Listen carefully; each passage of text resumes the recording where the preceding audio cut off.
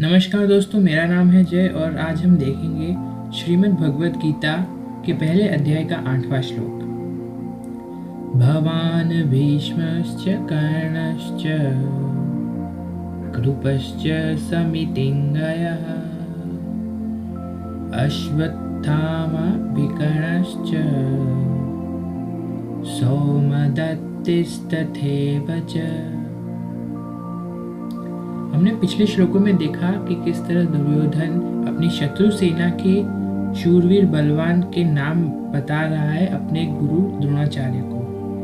हम इस श्लोक में देखते हैं कि वे अपने सेना के जो शूरवीर सेनापति हैं, जो योद्धा हैं बड़े बड़े, वे कौन हैं, और इसका वर्णन दुर्योधन कर रहा है अपने गुरु से। अब इस श्लोक का अर्थ है, आप द्रोणाचार्य और पितामह भीष्म तथा कर्ण और संग्राम विजयी कृपाचार्य तथा वैसे ही अश्वत्थामा, विकर्ण और सोमदत्त का पुत्र भूरिश्रवा, यह सभी बड़े बड़े योद्धा रह चुके थे और कई तो बड़ी बड़ी सेनाओं के सेनापति भी रह चुके थे। आइए देखते हैं कि ये कौन है।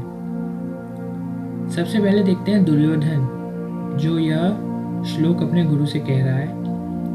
दुर्योधन धृतराष्ट्र एवं गांधारी के 100 कौरव पुत्रों में से सबसे बड़ा पुत्र था।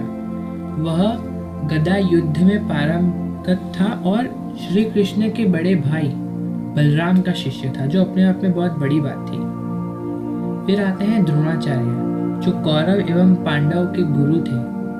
उन्हें अस्त्रों एवं शस्त्रों में ज्ञान प्राप्ति थी और वे अपना ज्ञान, अपनी शिक्षा सभी क्षत्रियों को देते थे।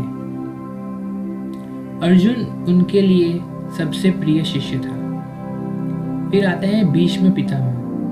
भीष्म पितामह अपनी कड़ी प्रतिज्ञा के लिए माने जाते हैं। वे शांतनु के पुत्र थे और गंगा माता के पुत्र थे।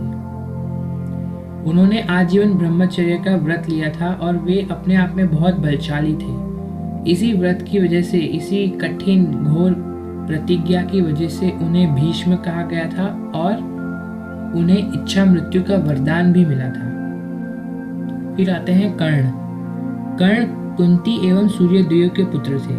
कर्ण के पास कुंडल और कवच बचपन से ही थे। कृपाचार्य गौतम के प्रसिद्ध पुत्र थे। महाभारत युद्ध में वे दुर्योधन के पक्ष में लड़ रहे थे। फिर आते हैं अश्वत्थामा। वे द्रोणाचार्य के पुत्र थे।